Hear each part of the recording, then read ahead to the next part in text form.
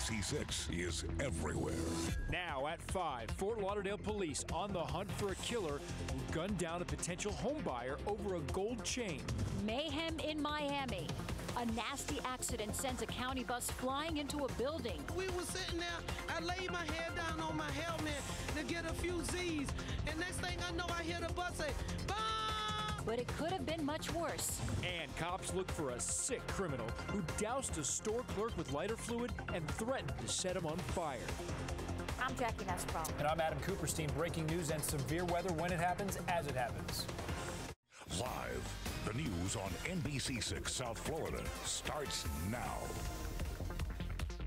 A man looking to buy a home with his wife and realtor is shot and killed, and witnesses say the senseless violence was over a gold chain. This shooting happened near Sistrunk Boulevard. That's about half a mile west of I-95 in Fort Lauderdale, and that's where we find NBC6 reporter Steve Litz. He's live with the latest. Steve.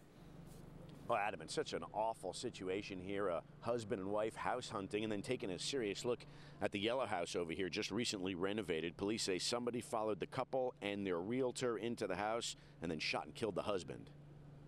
Surveillance video shows a person running away from a murder scene, possibly the killer. This neighbor watched it happen in real time. You know, you find that strange to see somebody running at a high speed, so it makes you look. Anything about what happened inside? Just a shooting. Real estate agent Thomas Dwyer didn't want to talk about this morning's nightmare at the house near Broward Boulevard and I-95. A suspect entered the home, shot the man, and fled. BSO homicide detectives are investigating this incident. They do believe that robbery is a motive. Clive Williams, the owner, heard that Dwyer was showing the house to a husband and wife when the suspect approached, demanded the man's gold chain, and shot him several times. Yeah, it's very sad to know that somebody have lost their life like that, and to know that it's my property they got killed in. Detectives have this surveillance video to work with, and there may be more. Police are eager to catch the killer. So are the people who live in this neighborhood. It's scared for me to come out the door now. People losing their life over stupid stuff these days. You can't even open up your door. You gotta look around. You know, you open your door, you gotta make sure before you put your key in, you look around to make sure nobody's in back of you.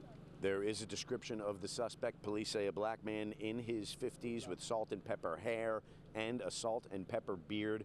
Police all over the region, Dade, Broward, Palm Beach, keeping an eye out for this suspect. And if you happen to know anything, police could use a hand with this one. Crime Stoppers in Broward is the number to call, 954-493-TIPS.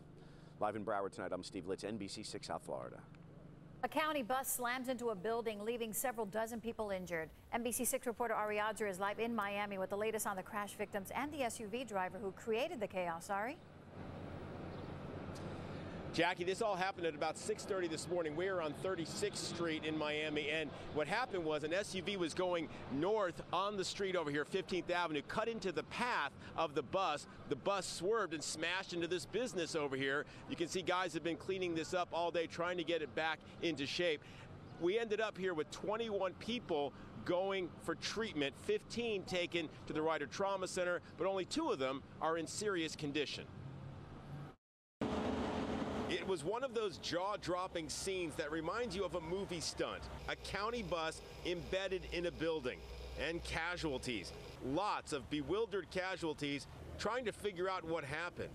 It just happened so fast, so I really can't tell you. Paramedics wheeled the wounded and injured away for treatment. All of those were considered walking wounded. You had bumps, you had bruises, you had cuts, but nobody here on the bus, besides the driver, had life-threatening injuries. One of the injured was passenger Tempe Lowe. Yeah, I was going to work, and I was on the front of the bus. My bicycle's totally lost, and we were sitting there. I laid my head down on my helmet to get a few Z's, and next thing I know, I hear the bus say, "Bomb!" like that. My thing hit the rail that I was sitting next to, and then I flipped over, and that's when my arm got caught by the thing, and people was on top of me. Miami-Dade police say that SUV caused the crash by crossing the street in front of the bus, forcing it to swerve into the warehouse. Police arrested the SUV's driver, Natasha Registe, because it turned out he was wanted on a bench warrant. So he was not charged yet with anything involving the crash today, but he does have a long history of traffic citations, at least 10 on his record, so he's obviously not a very good driver. Now, one of the most seriously injured people here was the bus driver. We're told that he's okay as far as life-threatening injuries, but that he is one of the people listed in serious condition at the Ryder Trauma Center. Also, 5 people on their way to nearby Jackson High School were hurt. 3 students and 2 staff members. We'll hear from them coming up at 6. We're live in Miami. Ari Odzer, NBC 6 South Florida. Now for an update in the case of an unarmed man shot and killed by Miami police. This afternoon, Miami commissioners approved a $975 million payment to the estate of Travis McNeil. It's been 4 years since an officer shot McNeil and another man after pulling them over. The officer said he thought McNeil reached for a gun, but no guns were found in the car. It's believed McNeil reached for his cell phone. McNeil's estate includes his teenage son and younger daughter. Now, First Alert weather with meteorologist Adam Bird. South Florida's most accurate forecast. Windy and really warm here. Hard to imagine snow just a couple of states north, right? Live First Alert Doppler radar hinting at just a couple of very light showers today. Some steadier showers farther off to our north. I'll get to that here in just a moment.